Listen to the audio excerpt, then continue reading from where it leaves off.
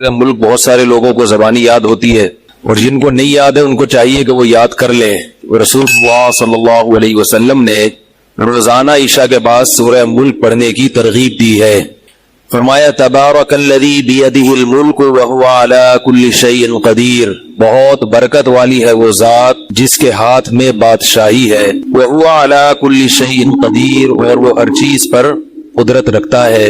الذی خلق الموت والحیات، یہ وہ ذات ہے جس نے موت کو بنایا اور زندگی کو بنایا۔ لیبلوکم ایکم احسن عملا، تاکہ وہ تمہیں آزمائے کہ تم میں سے کون ایسا ہے جو اچھے اعمال کرتا ہے۔ بہت عجیب آیت ہے۔ حقیقت یہ ہے کہ حضرت عمر رضی اللہ تعالی عنہ کا قول ہے من لم یعرف الجاہلیت لم یعرف الاسلام۔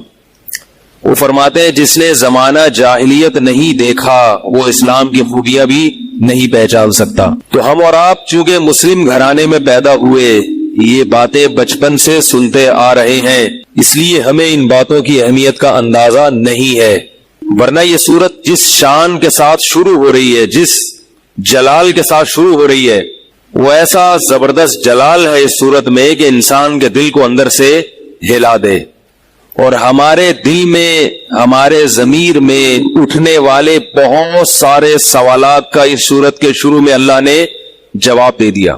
تبارک الذی بیدہ الملک، بہت برکت والی ہے وہ ذات جس کے ہاتھ میں بادشاہی ہے۔ خود سوچیں کہ جس ذات کے ہاتھ میں اس کائنات کی بادشاہی ہوگی، جو اس کائنات کا مالک ہوگا، اسے چلانے والا ہوگا، وہ کیسا ہوگا؟ برکت عربی میں کہتے ہیں خیر کثیر کو۔ خیر کسے کہتے ہیں؟ بھلائی۔ خیر کسے کہتے ہیں؟ کوئی بھی بھلائی۔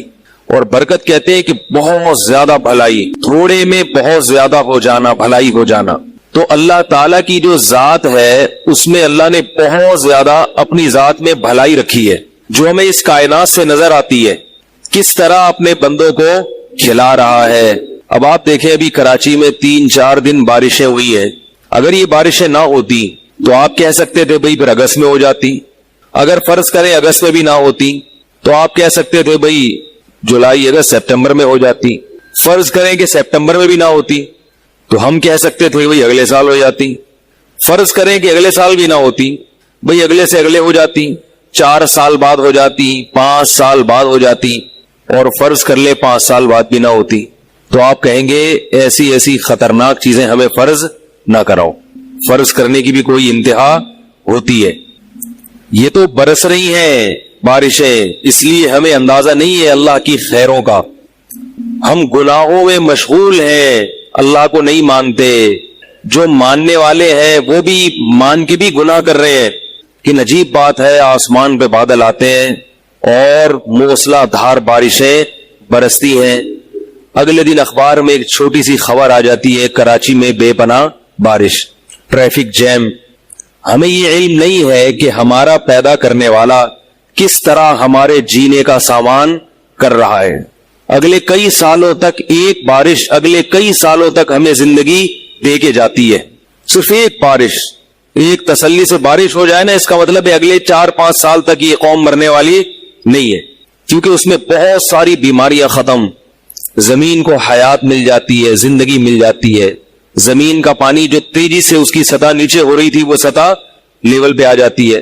کیسا عجیب نظام بنایا اس اللہ نے بارشوں کا، اور اتنا عجیب سسٹم بنا دیا بارشوں کا کہ ایک انگریز نے یہ لکھا ہے کہ صرف بارش کے نظام کو دیکھ لیا جائے تو کوئی یہ کہہ نہیں سکتا کہ یہ سسٹم خود بخود چل رہا ہے، یہ کسی نے بنایا نہیں ہے، صرف ایک بارش کے نظام کو دیکھ لیا جائے اگر، تو کیسی خیر ہے، کیسی خیر۔ ہم بے ہوش پڑے ہوتے ہیں، کھڑکی سے جھانک کے دیکھتے ہیں تو بس ایک تبصرہ کر لیتے ہیں کہ بھائی باہر کیا ہو رہا ہے، بارش ہو رہی، ختم۔ لیکن جو اہل اللہ ہوتے ہیں نا ان کی یہ حالت نہیں ہوتی۔ ہمارے شیخ حضرت مفتی رشید احمد صاحب رحمہ